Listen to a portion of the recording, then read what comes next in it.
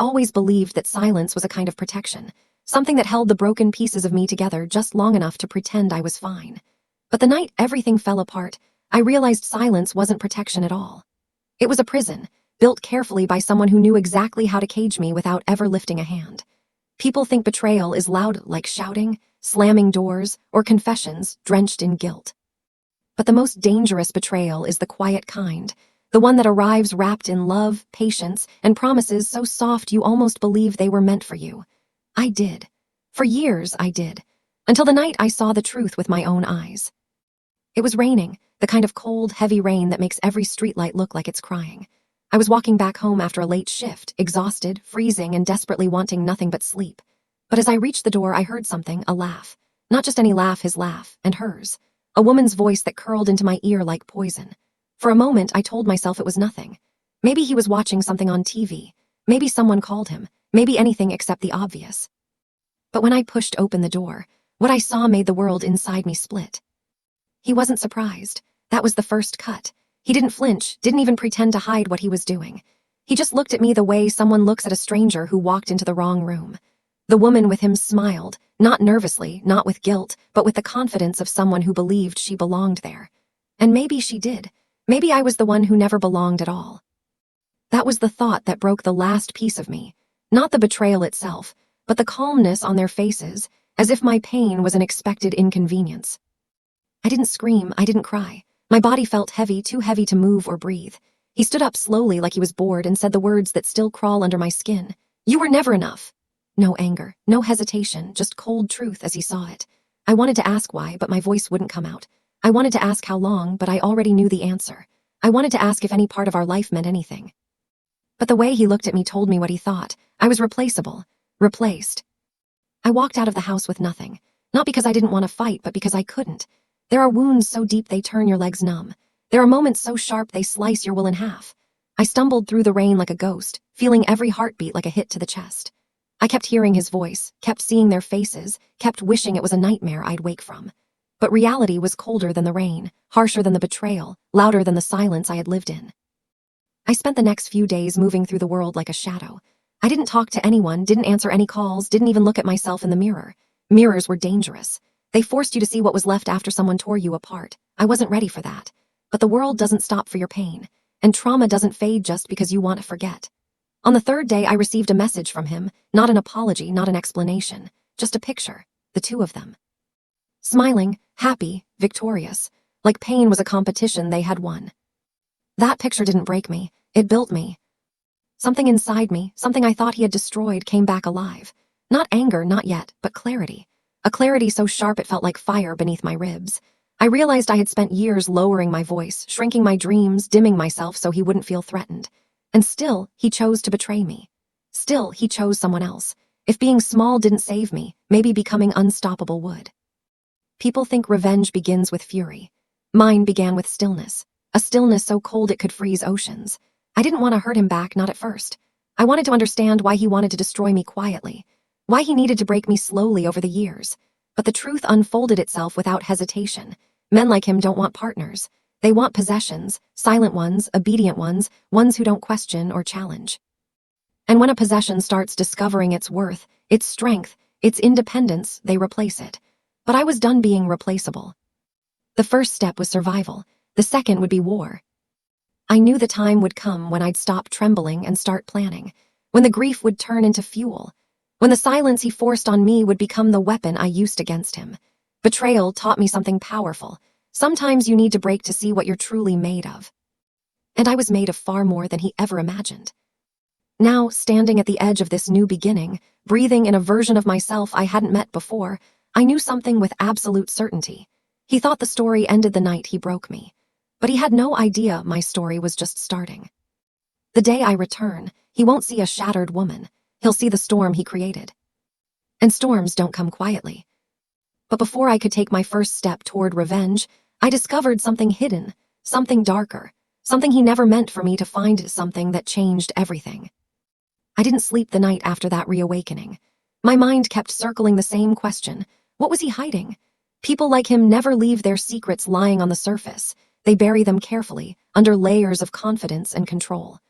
but I had lived beside him long enough to recognize the patterns he never thought I noticed. He had a habit of hiding things in plain sight, behind routines, behind habits, behind that cold, polished smile he wore when he thought he had the world wrapped around his fingers. And now, I had nothing to lose. When someone has already broken you, ruined you, discarded you, fear becomes meaningless. Pain becomes background noise, and truth becomes the only thing worth chasing. I went back to the house, not inside, not yet, just close enough to watch the lights through the curtains, close enough to feel the echo of all the years I spent trying to be enough for a man who never intended to stay. The woman he had chosen over me stood in the window at one point, laughing as she held a glass of wine. It stung, yes, but it also sharpened me. I didn't come back for him. I came back for the truth he had tried to bury beneath betrayal. And as I stood there, hidden in the shadows, I saw something strange, something I had never noticed before. Each night around midnight, he left the house. Alone. No calls, no explanations, no warnings. He slipped out like a thief, quiet and calculated. For someone who always demanded I tell him where I was every minute of every day, this behavior was unusual. And I knew him well enough to know that anything unusual meant danger, or guilt, or both. The next night, I followed him, keeping my distance. Staying low, staying quiet. He drove to the edge of town to a place that looked abandoned, half-broken, half-swallowed by weeds and rust. A warehouse. The kind where secrets rot behind locked doors. I watched him slip inside with the confidence of a man who had done it many times. My pulse quickened. My breath tightened. Betrayal was one thing, but this was different. This felt darker, deeper. Like the betrayal I saw was only the surface, and underneath it lay something far more poisonous. I waited until he disappeared inside, then crept closer. The windows were covered. The door was heavy. The only sound was the wind pushing through broken metal sheets. But then voices, not his, not one, but several. Men, their tones low, controlled, dangerous. This wasn't an affair. This wasn't a moment of guilt or weakness. This was a meeting, and he wasn't there by accident. A cold wave washed over me. What had he dragged me into without my knowledge? What had I lived beside? What had I trusted? I moved along the wall, searching for any small crack that would reveal what was happening inside. And when I found one, a damaged plank near the corner, I pressed my eye to it and saw something that made my breath stop midair. He wasn't alone. He was leading them. My husband, calm, collected, cruel, stood in the center of the warehouse like he owned the dark. His voice was sharp, instructive, authoritative. He wasn't meeting them, he was commanding them.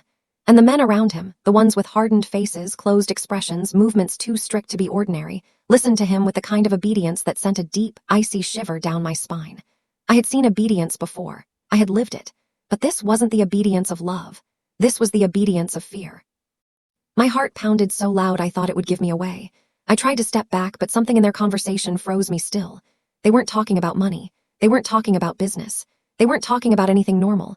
They were talking about people, tracking them, manipulating them, using secrets as weapons, using information as leverage. There were names, pictures, files, whole lives laid out like chess pieces waiting for someone to move them.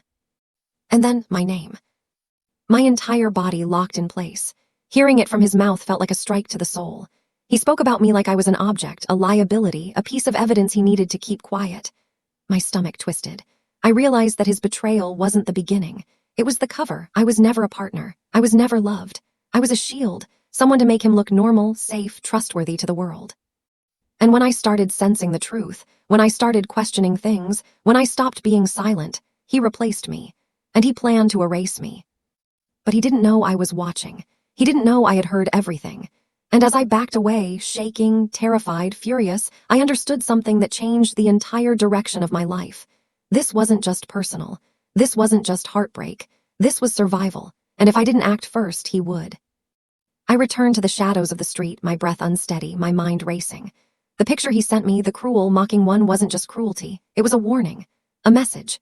A final strike before he planned to cut me out entirely. But fate had shifted. The moment I saw what he was truly capable of, the fear inside me died.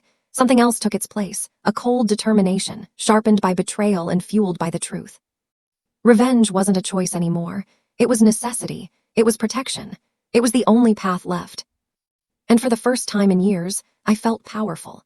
Not because I had all the answers, but because I finally understood the game he had been playing. And he had no idea I was now playing too. No idea that I had seen the truth behind his darkness. No idea that the woman he thought he broke was standing, silent and deadly, in the shadows behind him. He had underestimated me all his life. Soon, he would realize the cost of that mistake. But the next morning, before I could plan my next move, I received a message from an unknown number, one sentence that shattered every assumption I had made, and forced me to question whether he was the only enemy I needed to fear. The message had arrived just as dawn broke, the sky still holding on to the remnants of night, gray and heavy, as if the world itself knew the storm I was about to face. One line, 4 words, but they pierced deeper than any blow I had felt from him before. He's not alone. I stared at the screen, frozen, my mind racing faster than my heart could keep up with. Not alone. I had spent the last nights uncovering the edges of his secret life, tracking his movements, listening from the shadows, and now this cryptic warning suggested the surface was only scratching the truth. He wasn't just a man with hidden intentions, he was a man with hidden allies. A man whose darkness had roots I had yet to see. Fear tried to creep in, a familiar whisper at the edges of my consciousness, but I crushed it under a weight heavier than rage, heavier than pain. Fear was a luxury for those who hadn't been destroyed.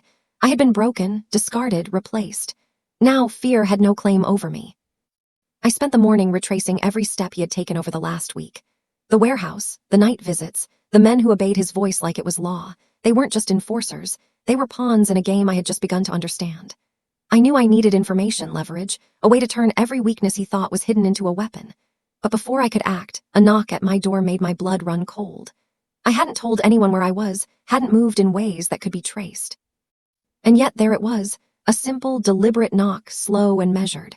My first instinct was to hide, but I had learned over the past nights that hesitation is dangerous.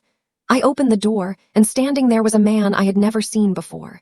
His suit was immaculate, his eyes calm but calculating, and in his hand was a sealed envelope.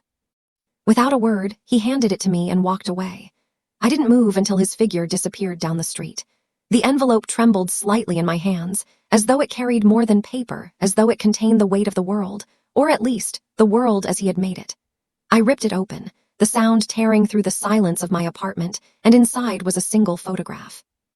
One image, captured in a moment I could never have imagined. Him, my husband, sitting at a table surrounded by men I didn't recognize, papers spread in front of them, maps of cities, names, bank statements, phone numbers, all of it meticulously laid out, meticulously controlled. And at the center, his signature on a document that bore my name, crossed out and annotated. Not just replaced in his life, but erased in some hidden ledger of power, influence, and control I had never known existed. My heart raced, not from fear, not from panic, but from the clarity that surged through me. He was planning more than betrayal, more than replacement. He was planning domination, manipulation, a network that reached far beyond the boundaries I had imagined. The woman he left me for was not just a lover. She was a tool, part of a system I hadn't yet decoded. And I realized then that my personal revenge would need to scale with his reach, with the depth of his ambition. I couldn't fight him the way I had fought before. I needed strategy, patience, and the ability to strike where he thought he was untouchable. For the first time, I felt the fire I had feared was gone. It wasn't anger that propelled me. It was calculated determination, the kind that grows in the cracks of broken hearts and shattered trust. I started by tracing his allies, the men in the photograph. Every detail mattered. The sharpness of his glance at each, the way he gestured with authority, the subtle nods of compliance that spoke volumes about the hierarchy he had built. He had underestimated me always. He assumed because I had been silent, because I had tolerated, I would remain passive. But silence had never meant submission. It had been a cover, a waiting period, and now, the waiting was over. I reached out cautiously, contacting one person who had seemed to operate slightly outside the immediate circle, a young woman I recognized from previous interactions at the warehouse. Discreetly, carefully, I asked questions, fed small truths, observed reactions. Each answer was a puzzle piece, and slowly a map of his empire began to take shape. I realized his influence was deeper than I had feared, extending into areas I hadn't considered. Finances, personal connections, legal leverage. And yet, for all its reach, for all its calculated precision, there was a weakness, a crack he had overlooked. Pride, overconfidence, the assumption that I was still beneath him, the assumption that I hadn't noticed. That assumption would be the first stone in the avalanche I was about to unleash. Every night, I returned to my observations, taking notes, tracking patterns, discovering habits, weaknesses, and the subtle inconsistencies that only someone who knew him intimately could detect. And as I did, I began to change, not just emotionally, but strategically. I became someone else entirely, a ghost, a shadow, a mind as sharp as any weapon he could wield. I trained myself to act unseen, to move without trace, to observe without revealing. And with each passing day, the image of the man who had destroyed me became less a figure of fear and more a target. But revenge, I reminded myself, could not be rushed. It required timing, precision, and patience. Every step needed planning, every movement accounted for, every reaction anticipated. And most importantly, he needed to remain unaware until the moment I struck. Because when he realized that I had become his equal, no, his superior, it would be too late. He would see the storm coming, but there would be nothing he could do to stop it. That evening, just as I thought I had mapped every angle, I received another message from an anonymous source. One that revealed a secret so dangerous, it threatened not only my plan, but my very life, and forced me to question whether even revenge might not be enough to survive what was coming. The message that arrived that night was simple, yet it carried a weight that pressed against my chest like a vice. He knows someone's watching. Just 4 words, but they hit harder than any punch, any betrayal I had endured. It confirmed what I had feared and what I had already suspected. My movements were not entirely secret. Someone, perhaps one of his allies, perhaps a stranger with their own agenda, was tracking me as I tracked him. The stakes had escalated. This was no longer just a battle of revenge. It was a chess game played with lives, and every piece mattered. I could not afford mistakes. Every misstep would be fatal. Yet beneath the tension, beneath the looming danger, something steadied me. Years of pain, humiliation, and loss had tempered my fear. I had nothing left to lose, and that made me dangerous. I spent hours analyzing the photograph from the previous night, the one showing him at the warehouse with the men who obeyed his every command. His confidence, the casual way he gestured, the meticulous organization of the documents, they spoke volumes about his mind. He had built a network, a system of control so precise it made my stomach turn. But even the most intricate systems have flaws, and every flaw was a potential lever. I began mapping every interaction, every meeting, every known ally. Patterns emerged, predictable movements, overlooked vulnerabilities, habits repeated with dangerous regularity. It was all there if you knew how to read it, and now I did. Night after night, I returned to the streets near the warehouse, observing from the shadows. I memorized the timings, the entrances, the shifts. Every detail became a weapon in my mind, a plan forming piece by piece. I realized that his arrogance was his greatest weakness. He assumed no one could see him for what he truly was. He assumed no one would dare challenge the network he had built. And he assumed, above all, that I was broken, powerless, and irrelevant. Those assumptions would become my advantage. Then came the unexpected encounter. While following a minor contact, a man I had identified as someone on the periphery of his network, I was intercepted. Not violently, not aggressively, but with a calm that unsettled me. "You shouldn't be here," he said, voice low, controlled. I didn't flinch. I met his eyes, holding mine steady, letting the silence speak louder than words. He studied me, the tilt of my head, the tension in my shoulders, the focus in my gaze. Finally, he nodded slightly. "You're not like the others." And with that cryptic remark, he walked away, leaving me with more questions than answers. Yet the message was clear. He was not the only one capable of seeing beneath the surface. That night, I began drafting a new strategy. My plan could not be simple. It could not be impulsive. It had to be layered, intricate, designed to destabilize him at the psychological level before the physical. If I could make him doubt, if I could make him question who to trust, the cracks in his network would widen until they became chasms. And I would strike. But to do this, I needed more information. I needed to infiltrate closer, gain access to documents, files, and communications. I needed to become invisible inside the system he trusted implicitly. I used every skill I had learned in the past nights, observation, deduction, manipulation, to gather intelligence. Contacts were tested, loyalty measured, weaknesses exploited. Slowly, meticulously, I began piecing together the architecture of his empire, the hidden connections. The places where his control was assumed, but not enforced. And with every discovery, I felt a pulse of power, a growing certainty that I could dismantle what he had built, brick by brick. But power alone was not enough. I had to prepare emotionally. This was not simply revenge, it was survival, and to survive meant anticipating every counter, every trap. He had underestimated me for years. He had assumed my silence was submission. But silence is a weapon when wielded with intent, and patience is an ally when precision is required. I honed my mind as much as my strategy, rehearsing moves, counter-moves, imagining every scenario, until every outcome was mapped, every risk calculated. Days passed, and I could feel the tension building on both sides. My presence in the shadows had not gone unnoticed, yet no one suspected the full extent of my awareness, my intelligence, my growing strength. And then a breakthrough. A document slipped into my hands, seemingly by accident. It was a ledger, a detailed account of transactions, names, communications, proof of not only his power but also of crimes he had committed. Evidence that could destroy him if I wielded it correctly. But the ledger also revealed another terrifying truth. He had contingencies I had not accounted for. Allies within law enforcement, connections that could neutralize threats instantly, and a reach that could threaten anyone who interfered with his plans. The danger intensified, but so did my resolve. I realized that this was not a game I could play lightly. Every move from this point onward would escalate the stakes. Yet for the first time since the betrayal, I felt truly alive. The fear that had once consumed me was replaced with clarity, with purpose. Every step I took was calculated, deliberate, and fueled by the knowledge that I would not merely survive, I would triumph. And just as I believed I had the upper hand, the phone rang. An unknown number, and a voice on the other end whispered something that froze my blood and made me question everything I had discovered. Was the enemy even who I thought he was? The voice on the phone was barely audible over the hum of the city, low and deliberate, but it carried the weight of authority and danger. "You don't know the full story," it said. That simple line froze me in place, my fingers tightening around the receiver. Every instinct screamed that this call was a test, a trap, or both. But I didn't hang up. Years of betrayal, heartbreak, and survival had trained me to listen, to analyze, to find the truth hidden beneath the words. "Who is this?" I asked, my voice steady despite the adrenaline surging through my veins.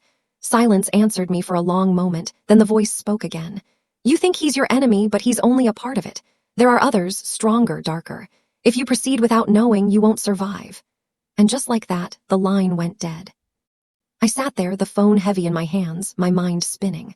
All my planning, all my tracking, all the preparation. It suddenly seemed like only a fragment of what I would need. I realized that his betrayal was not an isolated act, but part of a network, a system, something much larger than I had imagined.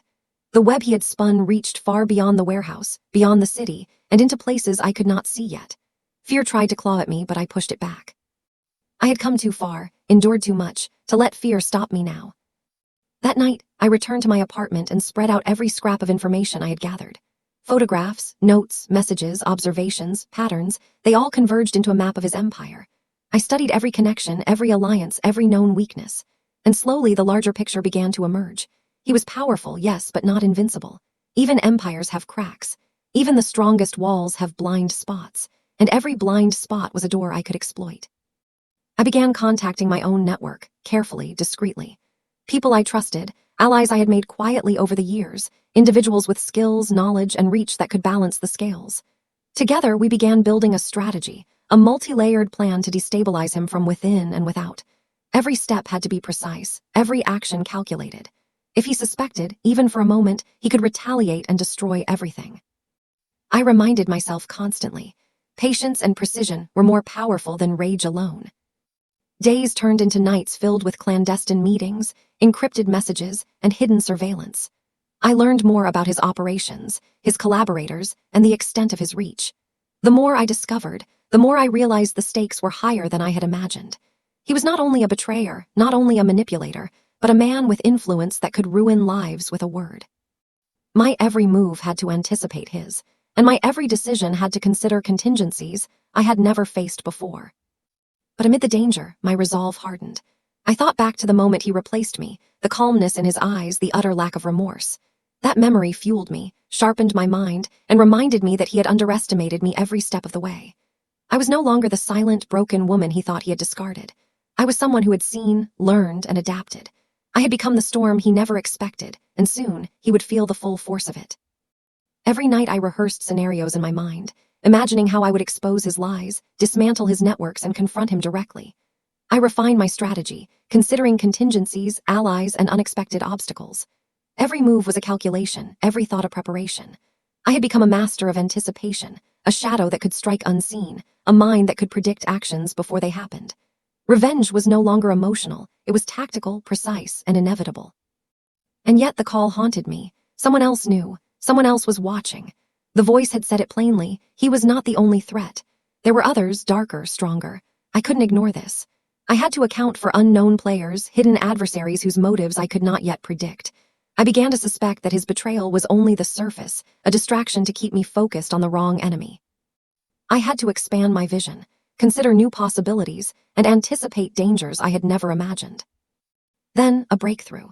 One of my trusted contacts uncovered a hidden ledger, one that revealed transactions, communications, and connections I hadn't known existed.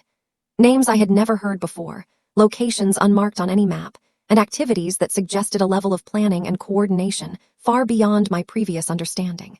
It was proof that his reach extended into powerful and dangerous circles, and yet it also contained the information I needed to turn the tide. Knowledge, as they say, is power, and now I had it. I studied the ledger obsessively, memorizing every detail. Every pattern, every potential leverage point. I began drafting a detailed plan, layer upon layer, considering outcomes, reactions, and contingencies. Every action had a counter, every strategy a backup, every move a fail-safe. I was preparing for the moment when I would no longer be the observer, when I would strike with precision, when I would dismantle the empire he had built and take control of my own destiny. And just as I felt ready to move, a shadow appeared outside my window, silent and deliberate, a figure I recognized instantly, and a chilling realization hit me. He knew I was close, and the game was about to become deadly.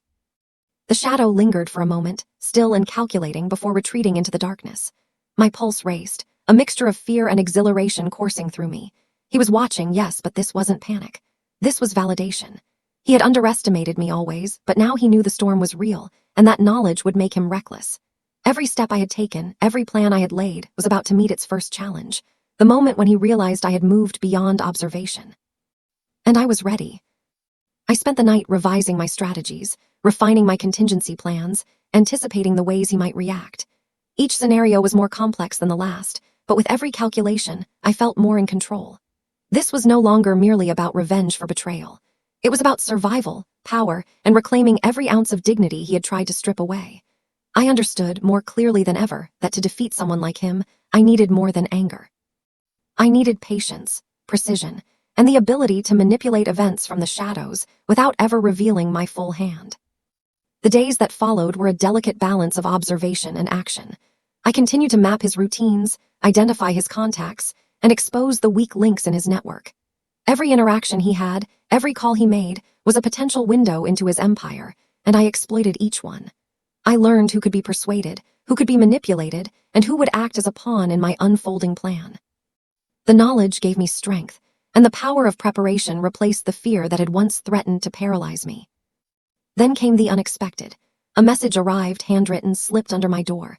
No sender, no signature, only one sentence. "Meet me where it began." My mind raced. Was it a trap, a warning, or perhaps someone with information about the larger forces he was connected to? I couldn't know, but I did know this. Hesitation could cost me everything. I prepared carefully, ensuring that every precaution was in place, every escape route accounted for. This was no longer a simple confrontation. It was a step into a world I had only glimpsed, and I had to be ready for anything. I arrived at the location as dusk settled, the sky painted with streaks of orange and purple, shadows stretching long and ominous. The place was familiar, yet altered, like a memory haunted by new truths. I waited, every sense heightened, every muscle coiled. And then I saw him, not my husband, not the man who had betrayed me directly, but someone I had never met before, someone who carried authority and danger in every deliberate movement. He studied me silently for a moment, as if weighing my intentions, then spoke.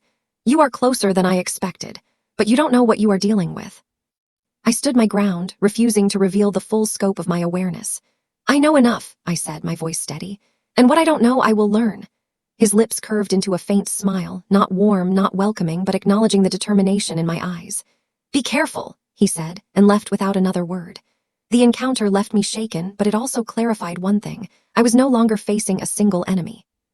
The web of deception and control was larger, deeper, and far more dangerous than I had imagined.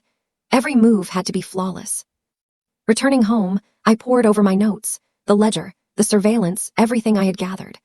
I identified the intersections, the points where his power could be challenged without alerting him immediately. Each weak link, each misstep, became a potential lever I could use.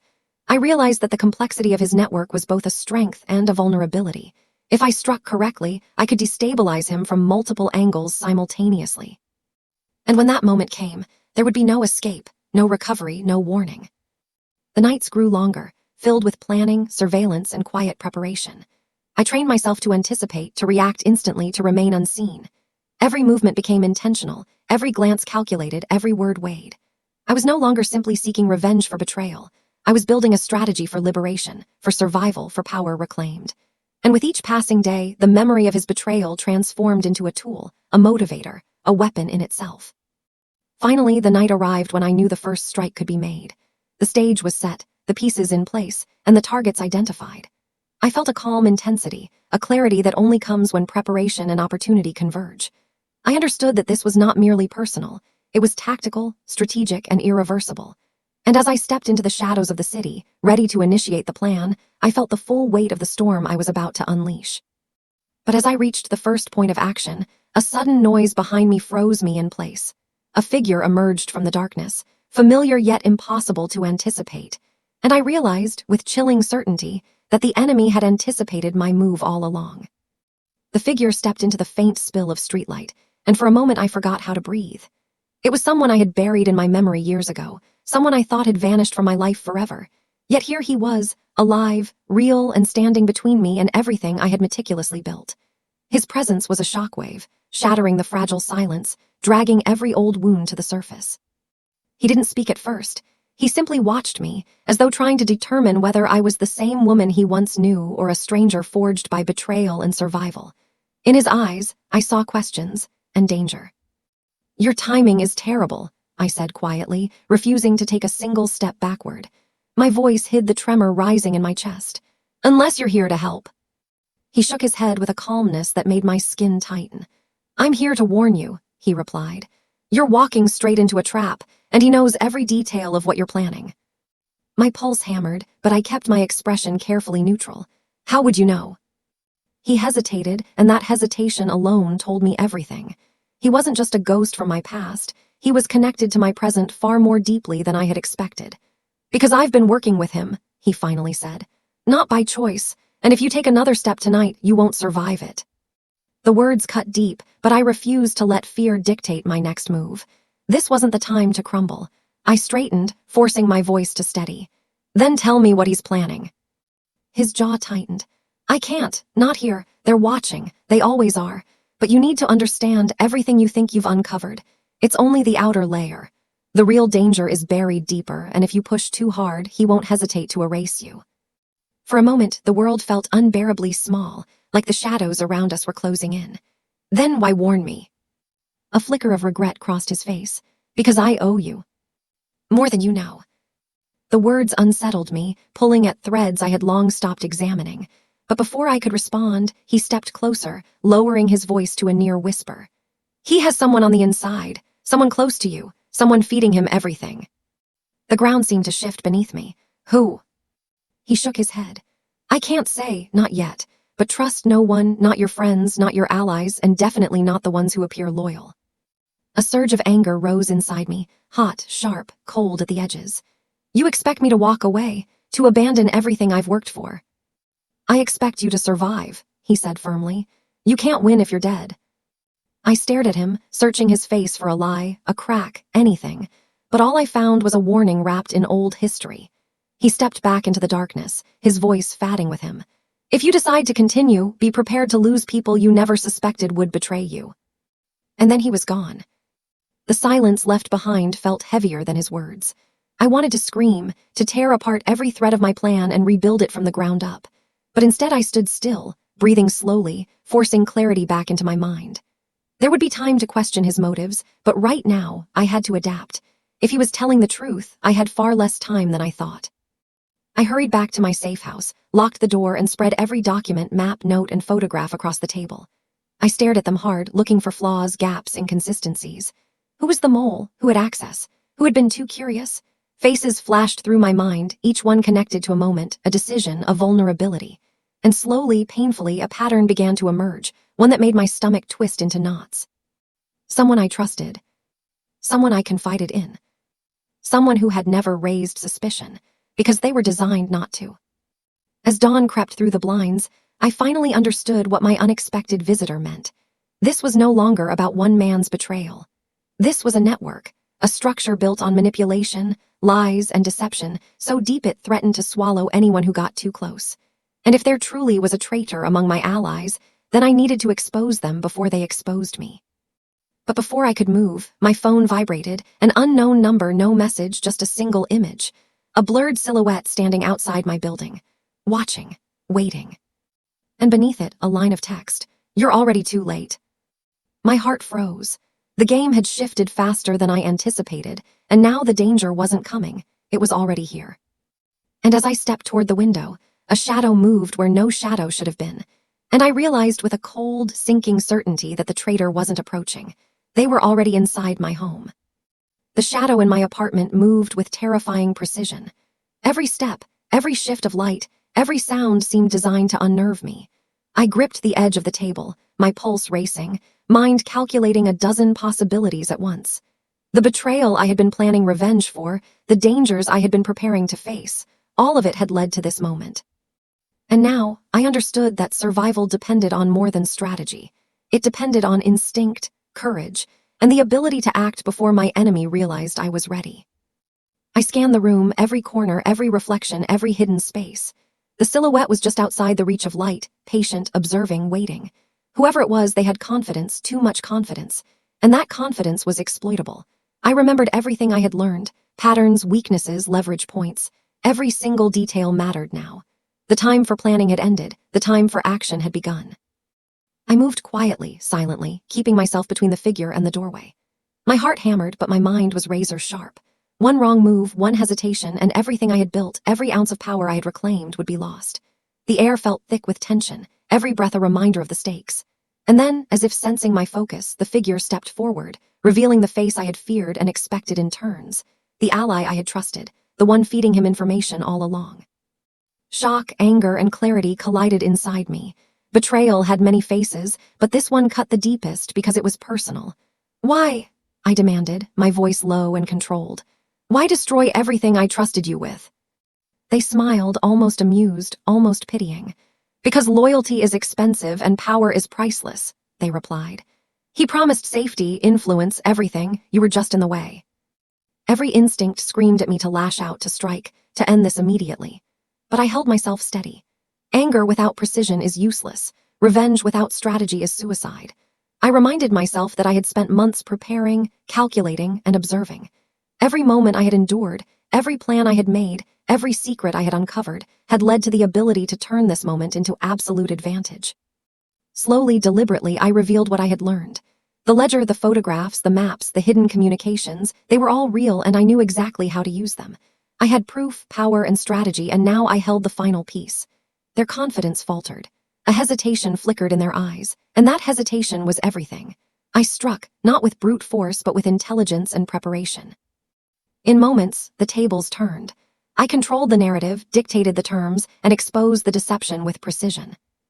They stumbled, desperate, attempting to manipulate, to threaten, to regain dominance. But I was no longer the woman who had been replaced, discarded, silenced. I was the architect of consequences, the harbinger of accountability. Every secret they had relied on to control me was now their undoing. Every lie, every miscalculation, every assumption they had made about my weakness had been turned into a weapon. By dawn, the room was quiet. The betrayal lay exposed, the danger neutralized, and the web of deceit dismantled. I stood alone, not just surviving, but victorious. The storm I had become had swept through the shadows, leaving clarity, justice, and retribution in its wake. My enemies had underestimated me, and their arrogance had been their downfall. I felt a sense of completeness, a weight lifted, a power reclaimed. For the first time since the betrayal, I was free, not just from them, but from the fear that had once held me captive. I walked to the window and watched the city awaken. The morning light felt different, sharp and vivid, as if the world itself had acknowledged my triumph. The path I had chosen had been perilous, the challenges immense, but every step had been worth it. I had endured, adapted, and conquered. The people who thought they could control me, manipulate me, and destroy me had learned too late that I was no longer someone to be underestimated. As I collected the final pieces of evidence and ensured the network of betrayal was fully exposed, I felt a sense of peace I had not known in years. The revenge I had sought had not been blind or reckless. It had been measured, precise, and transformative. I had taken the pain, the heartbreak, and the betrayal, and turned it into power, strategy, and survival. And in doing so, I had reclaimed not only my life but my dignity, my confidence, and my future. The past would never define me again. Every scar, every tear, every moment of silence had led to this moment of triumph. The storm had passed, leaving strength and clarity behind. And as I stepped into the world, ready to move forward, I knew this. I was unbreakable, unstoppable, and no longer anyone's victim. Subscribe now and witness how strength and strategy can turn betrayal into ultimate victory.